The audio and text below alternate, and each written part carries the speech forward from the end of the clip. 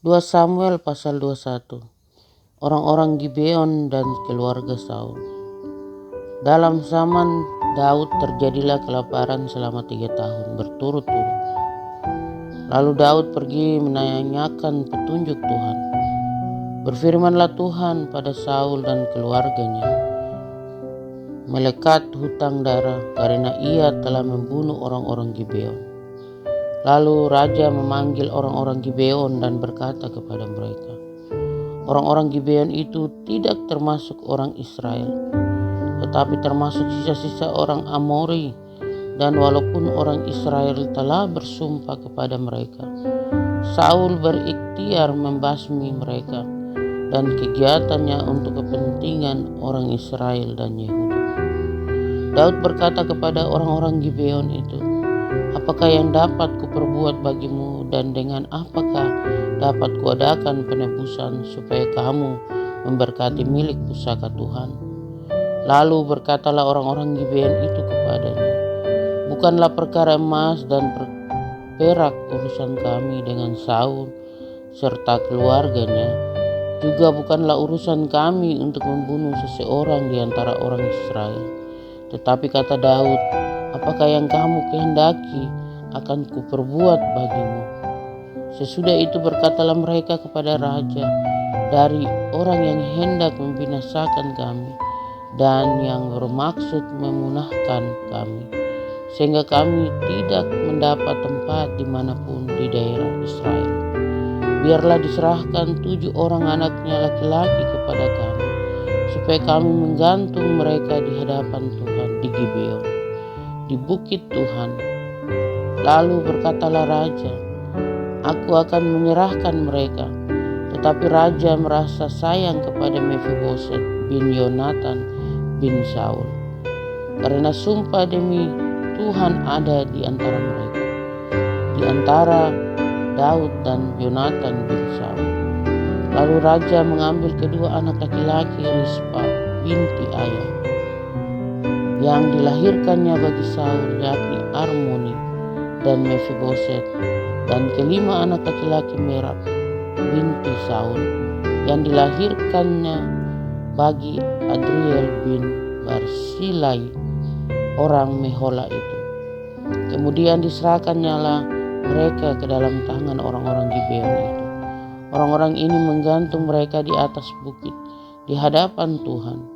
Ketujuh orang itu tewas bersama-sama mereka, telah dihukum mati pada awal musim menuai, pada permulaan musim menuai jelai. Lalu Rispa binti Aya mengambil kain karung dan membentangkannya bagi dirinya di atas gunung batu, dari permulaan musim menuai sampai tercurah air dari langit ke atas mayat mereka. Ia tidak membiarkan burung-burung di udara mendatangi mayat mereka pada siang hari, ataupun binatang-binatang di hutan pada malam hari. Ketika diberitahukan kepada Daud apa yang diperbuat Rispa binti Aya, gundik Saul itu, maka pergilah Daud mengambil tulang-tulang Saul dan tulang-tulang Yonatan, anaknya, dari warga-warga kota Yabes Gilead yang telah mencuri tulang-tulang itu dari tanah lapang di Betsan, tempat orang Filistin menggantung mereka. Ketika orang Filistin memukul Saul kalah di Gilboa, ia membawa dari sana tulang-tulang Saul dan tulang-tulang Yonatan anaknya. Dikumpulkanlah juga tulang-tulang orang-orang yang digantung tadi, lalu dikuburkan bersama-sama tulang-tulang Saul dan Yonatan anaknya di tanah Benyamin di Sela, di dalam kubur Kis ayahnya.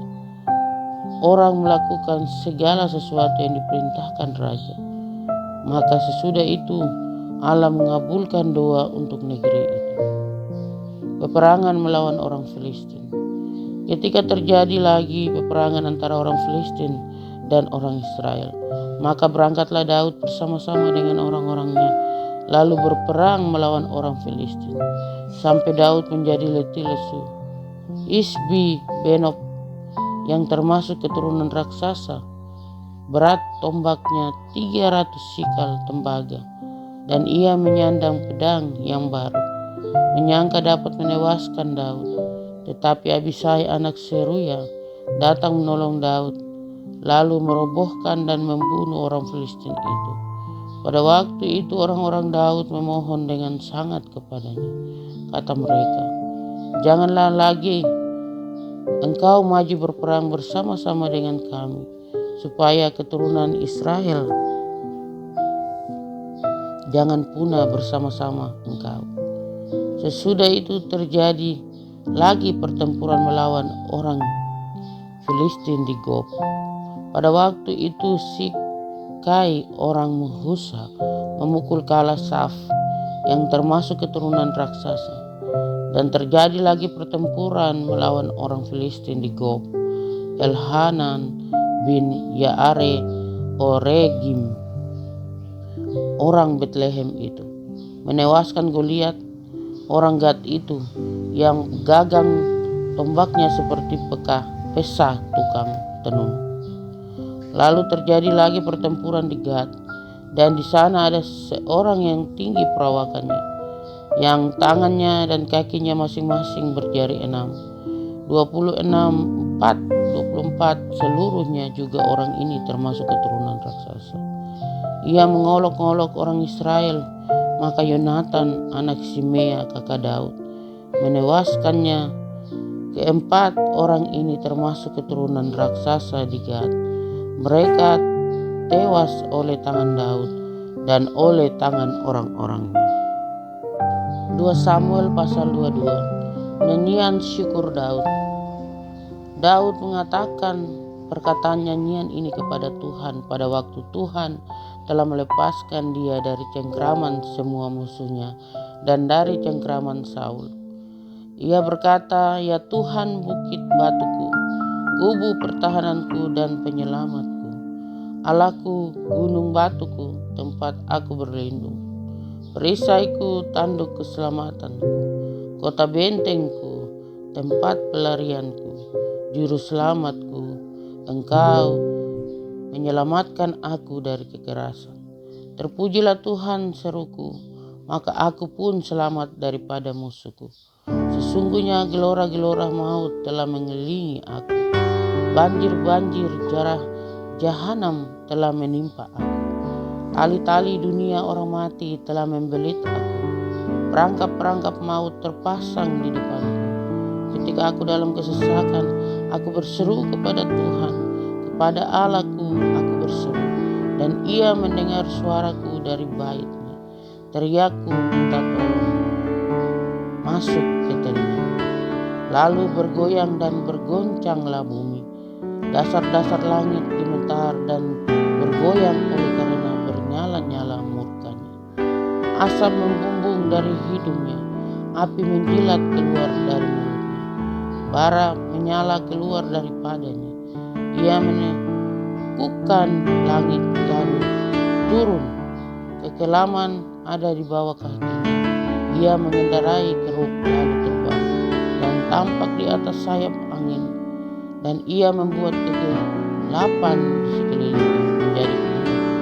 Air hujan yang gelap, awan yang tebal karena sinar kilat di hadapannya. Bara api menjadi menyala. Tuhan mengguntur dari langit yang maha tinggi, memperdengarkan suaranya. Dilepaskannya panah-panah sehingga diserahkannya mereka, yakni kilat-kilat sehingga dikacaukannya mereka. Lalu kelihatanlah dasar-dasar laut. Alas-alas dunia tersingkap karena hadirkan Tuhan, karena hembusan nafas dari hidupnya. Ia menjangkau dari tempat tinggi, mengambil aku, menarik aku dari banjir.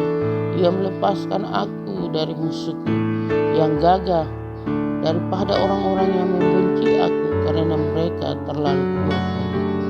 Mereka menghadang aku pada hari sialku, tetapi Tuhan adalah sandaran bagiku. Ia membawa aku keluar dari tempat lapang. Ia menyelamatkan aku karena Ia berkenan kepadaku. Tuhan memperlakukan aku sesuai dengan kebenaran. Ia membalas kepadaku sesuai dengan kesucian tanganku. Sebab aku tetap mengikuti jalan Tuhan dan tidak menjauhkan diri dari Allahku. sebagai orang fisik. Sebab segala hukumnya aku perhatikan, dan dari ketetapannya aku tidak menyimpang. Aku berlaku tidak bercela kepadanya dan menjaga diri terhadap kesalahan. Karena itu Tuhan membalas kepadaku sesuai dengan kebenaranku, sesuai dengan kesucianku di depan-Mu. Terhadap orang yang setia Engkau berlaku setia. Terhadap orang yang tidak bercela Engkau berlaku tidak bercela. Terhadap orang yang suci Engkau berlaku suci. Tetapi terhadap orang yang bengkok Engkau berlaku berbelat-belat. Bangsa yang tertindas Engkau selamatkan, tetapi matamu melawan orang-orang yang tinggi hati, supaya mereka kau rendahkan, karena Engkaulah pelitaku. Dan Tuhan menyinari kegelapan, karena dengan Engkau aku berani menghadapi kebenaran. Dengan Allahku aku berani melompati tembok. Adapun Allah jalannya sempurna, sebab Tuhan itu murni. Dia menjadi perisai bagi semua orang yang berlindung padanya. Sebab siapakah Allah selain dari Tuhan? Dan siapakah gunung batu selain dari Allah kita? Allah dialah yang menjadi tempat pengungsianku yang kuat, dan membuat jalanku rata, yang membuat kakiku seperti kaki rusa, dan membuat aku berdiri di bukit, yang mengajar tanganku berperang, sehingga lenganku dapat melengkungkan busur tembaga. Juga Kau berikan kepadaku perisai keselamatan, dan kebaikan-Mu telah membuat aku besar. Kau berikan tempat lapang untuk langkahku, dan mata kakiku tidak goyah. Aku mengejar musuhku sampai mereka kupunahkan, dan tidak berbalik sebelum mereka kuhabiskan. Aku menghabiskan dan meremukkan mereka, sehingga mereka tidak bangkit lagi, dan mereka rebah di bawah kakiku. Engkau telah mengikat pinggangku dengan keperkasaan untuk berperang. Engkau tundukkan ke bawah kuasaku orang yang bangkit melawan aku. Kau buat musuhku lari daripadaku, orang-orang yang membenci aku, mereka kubinasakan. Mereka berteriak minta tolong, tetapi tidak ada yang menyelamatkan mereka. Berteriak kepada Tuhan, tetapi Ia tidak menjawab mereka. Aku menggiling mereka halus-halus seperti debu tanah. Aku menumbuk mereka dan menginjak-injak mereka seperti lumpur di jalan.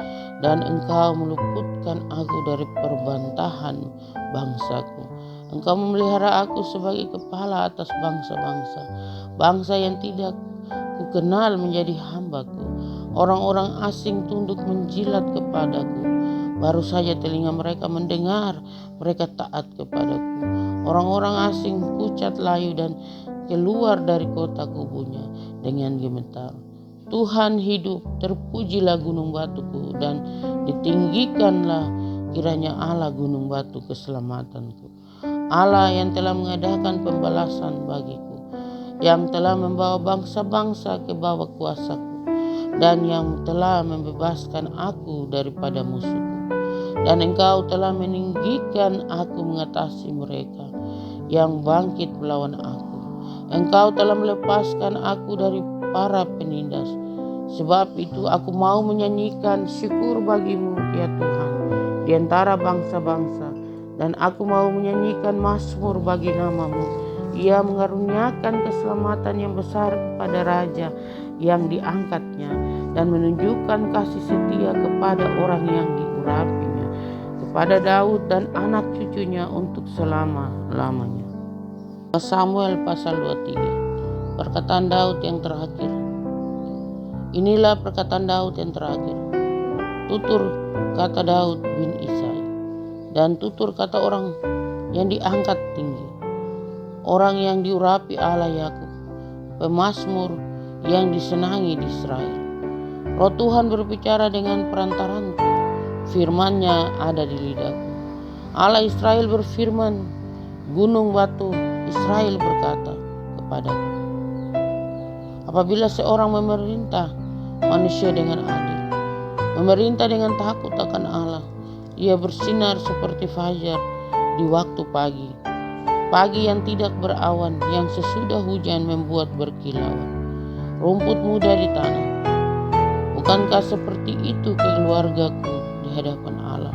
Sebab ia menegakkan bagiku suatu perjanjian kekal, teratur dalam segala-galanya dan terjamin. Sebab segala keselamatanku dan segala kesukaanku, bukankah dia yang menumbuhkannya? Tetapi orang-orang yang dursila, mereka semuanya seperti duri yang dihamburkan. Sesungguhnya mereka tidak terpegang oleh tangan. Tidak ada orang yang dapat mengusik mereka, kecuali dengan sebatang besi atau gagang tombak, dan dengan api mereka dibakar habis. Pahlawan-pahlawan Daud. Inilah nama para pahlawan yang mengiringi Daud. Isibbaal, orang Hakmoni, kepala triwira. Ia mengayunkan tombaknya melawan 800 orang yang tertikam, mati dalam satu pertempuran. Dan sesudah dia Eliezer, anak Dodo, anak seorang Ahohi, ia termasuk ketiga pahlawan itu. Ia ada bersama-sama Daud ketika mereka mengolok-olok orang Filistin yang telah terpukul di sana untuk berperang, padahal orang-orang Israel telah mengundurkan diri. Tetapi ia bangkit dan membunuh demikian banyak orang Filistin sampai tangannya lesu dan tinggal melekat pada pedangnya. Tuhan memberikan pada hari itu kemenangan yang besar. Rakyat datang kembali mengikuti dia hanya untuk merampas. Sesudah dia sama anak Age, orang Harari, ketika orang Filistin berkumpul di Lehi. Di sana ada sebidang tanah ladang penuh kacang merah, dan tentara telah melarikan diri dari hadapan orang Filistin. Maka berdirilah ia di tengah-tengah ladang itu. Ia dapat mempertahankannya dan memukul kala orang Filistin. Demikianlah diberikan Tuhan kemenangan yang besar. Sekali datanglah 3 orang dari ke-30 kepala mendapatkan Daud menjelang musim menua dekat gua Adulam, sedang sepasukan orang Filistin berkemah di lembah Refaim. Pada waktu itu Daud ada di dalam kubu gunung, dan pasukan penduduk orang Filistin pada waktu itu ada di Betlehem. Lalu timbullah keinginan pada Daud, dan ia berkata, sekiranya ada orang yang memberi aku minum air dari perigi Betlehem yang ada dekat pintu gerbang. Lalu ketika pahlawan itu menerobos perkemahan orang Filistin, mereka menimba air dari perigi Betlehem yang ada dekat pintu gerbang, mengangkatnya dan membawanya kepada Daud. Tetapi Daud tidak mau meminumnya, melainkan mempersembahkannya sebagai korban curahan kepada Tuhan. Katanya, jauhlah daripadaku ya Tuhan untuk berbuat demikian. Bukankah ini darah orang-orang yang telah pergi dengan mempertaruhkan nyawanya, dan tidak mau ia meminumnya? Itulah yang dilakukan ketika pahlawan itu. Abisai, adik Yoab, anak Seruya, dialah kepala ke-30 orang itu, dan dialah yang mengayunkan tombaknya melawan 300 orang yang mati ditikamnya. Ia mendapat nama di antara ke-30 orang itu. Bukankah ia yang paling dihormati di antara ke-30 orang itu? Memang ia menjadi pemimpin mereka, tetapi ia tidak dapat menyamai triwira itu. Selanjutnya Benaya bin Yoyada, anak seorang yang gagah perkasa, yang besar jasanya, yang berasal dari Kapsel. Ia menewaskan kedua pahlawan besar dari Moab. Juga pernah ia turun ke dalam lubang dan membunuh seekor singa pada suatu hari bersalju. Pula ia membunuh seorang Mesir, seorang yang tinggi perawakannya di tangan orang Mesir itu. Ada tombak, tetapi ia mendatanginya dengan tongkat, merampas tombak itu dari tangan orang Mesir itu, lalu membunuh orang itu dengan tombaknya sendiri. Itulah yang diperbuat Benaya bin Yoyada. Ia mendapat nama di antara ke-30 pahlawan itu. Di antara ke-30 orang itu, ia paling dihormati, tetapi ia tidak dapat menyamai triwira. dan Daud mengangkat dia mengepalai pegawalnya. Asael saudara Yoab ada di antara 30 orang itu.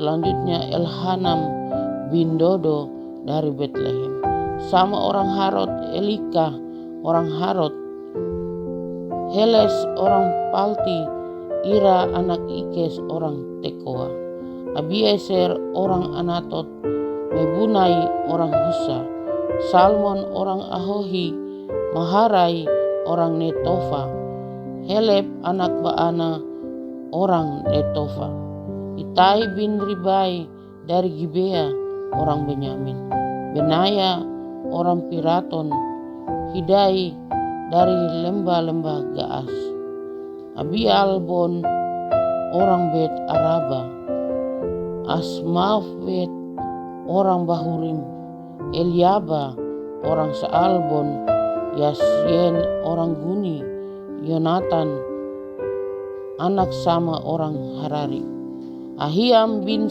Sarar orang Herari, Elifelet anak Ahabais orang Maaka, Eliam anak Ahitofel orang Gilo, Hesrai orang Karmel, Paerai orang Arbi, Yigal bin Natan dari Soba Bani orang Gad, Selek orang Amon, Naharai orang Beerot, pembawa senjata Yoab anak Seruya, Ira dan Yeftri, Galeb orang Yetri, Uria orang Het, semuanya 37 orang.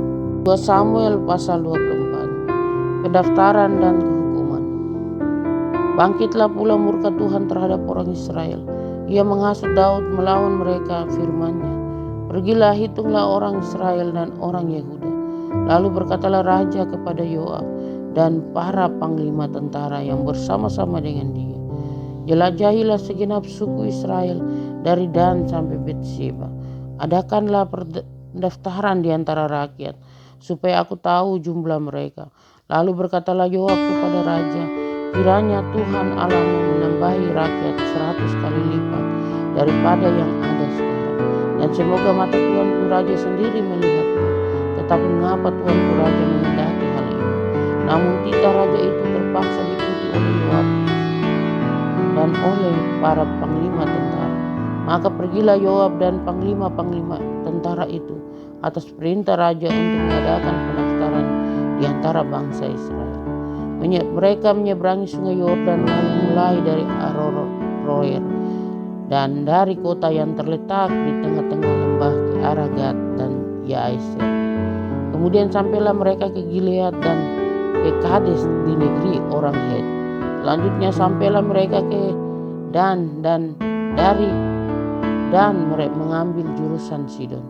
Kemudian sampailah mereka ke tempat yang berkubu, Tirus, dan ke segala kota orang Hewi dan orang Kanaan.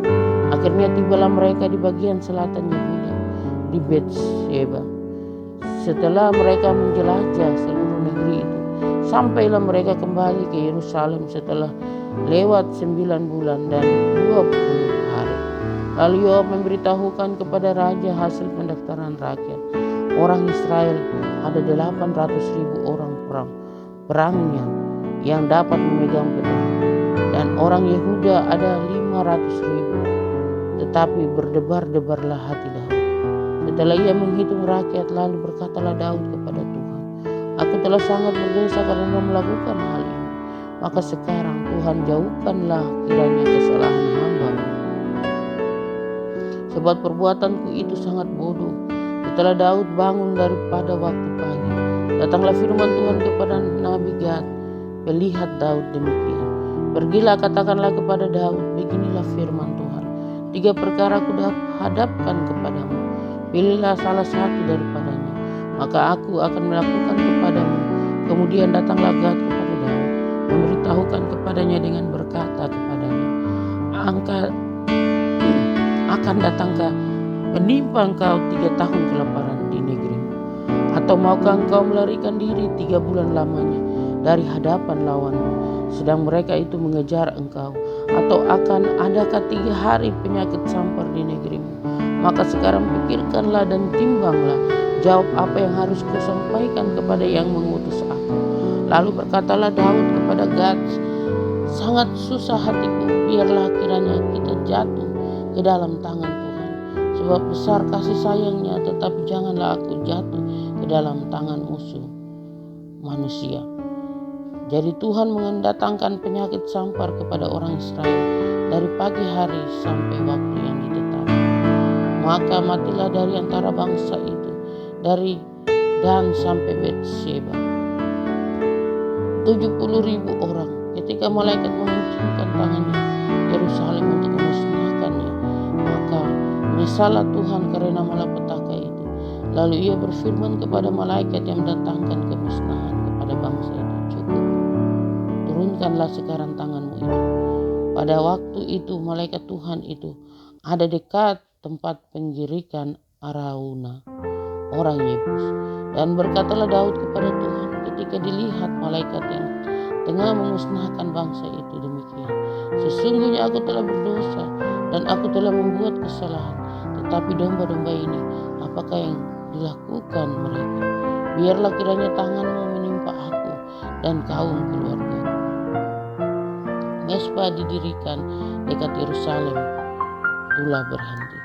Pada hari itu datanglah Gad kepada Daud dan berkata kepadanya, pergilah, dirikanlah mezbah bagi Tuhan di tempat penggirikan Arauna, orang Yebus itu. Lalu pergilah Daud sesuai dengan perkataan Gad, seperti yang diperintahkan Tuhan. Ketika Arauna menjenguk dan melihat raja dengan pegawai-pegawainya mendapatkannya, pergilah Arauna keluar lalu sujud kepada raja dengan mukanya ke tanah. Bertanyalah Arauna, mengapa tuanku raja datang kepada hambanya ini? Jawab Daud, untuk membeli tempat penggirikan ini daripadamu dengan maksud mendirikan mezbah bagi Tuhan, supaya tulah ini berhenti menimpa rakyat. Lalu berkatalah Arauna kepada Daud, baiklah tuanku raja mengambilnya dan mempersembahkan apa yang dipandangnya baik. Lihatlah, itu ada lembu-lembu untuk korban bakaran dan eretan-eretan penggirik dan alat berkakas lembu untuk kayu bakar. Semuanya ini ya raja diberikan Arauna kepada raja Arauna. Berkata pula kepada raja, kiranya Tuhan Allahmu berkenan kepadamu. Tetapi berkatalah raja kepada Arauna, bukan begitu, melainkan aku mau membelinya daripadamu dengan membayar harganya, sebab aku tidak mau mempersembahkan kepada Tuhan Allahku korban bakaran dengan tidak membayar apa-apa. Sesudah itu Daud membeli tempat penggirikan dan lembu-lembu itu dengan harga 50 sikal perak. Lalu Daud mendirikan di sana mezbah bagi Tuhan dan mempersembahkan korban bakaran dan korban keselamatan. Maka Tuhan mengabulkan doa untuk negeri itu, dan tulah itu berhenti menimpa